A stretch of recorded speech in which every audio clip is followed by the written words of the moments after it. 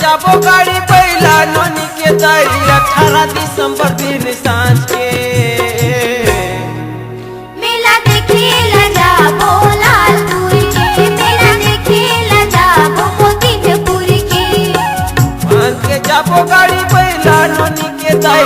मान के जाबो गाड़ी पहिला नोनी के दाई 18 दिसंबर दिन सांझ के मेला देखेला जाबो लालपुर के मेला देखेला जाबो मोतीपुर के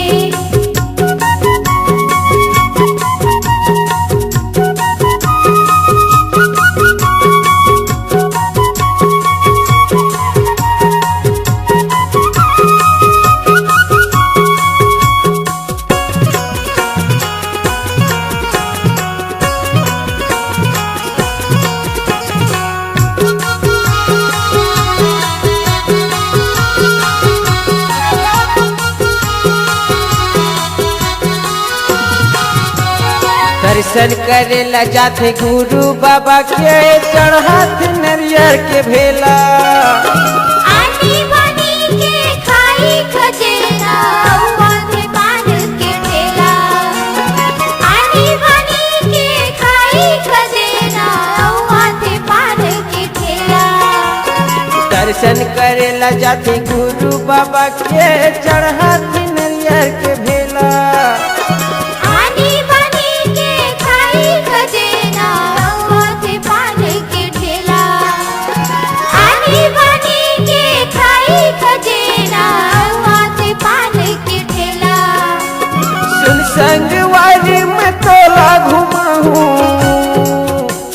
सुन संगवारी में तोला घुमाहूँ लालपुर बाजार गुरुवार के मेला देखेला जाबो लालपुर के मेला देखेला जाबो मोतीपुर के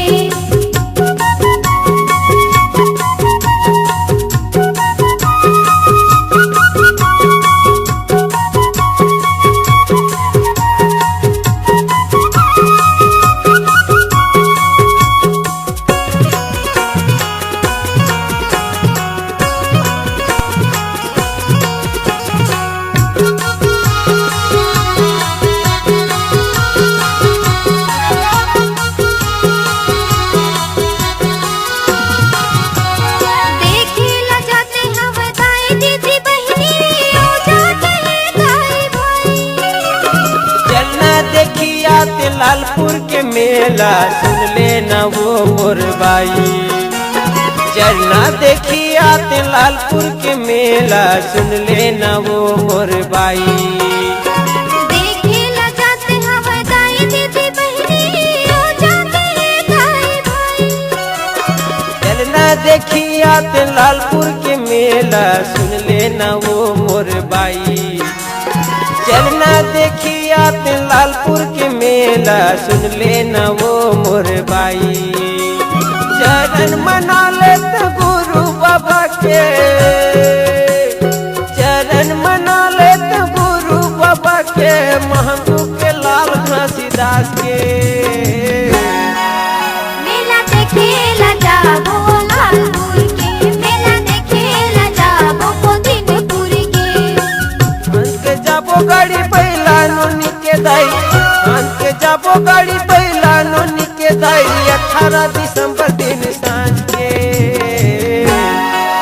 मेला देखेला जाबो लालपुर के मेला देखेला जाबो मोतीपुर के मेला देखेला जाबो गोविंद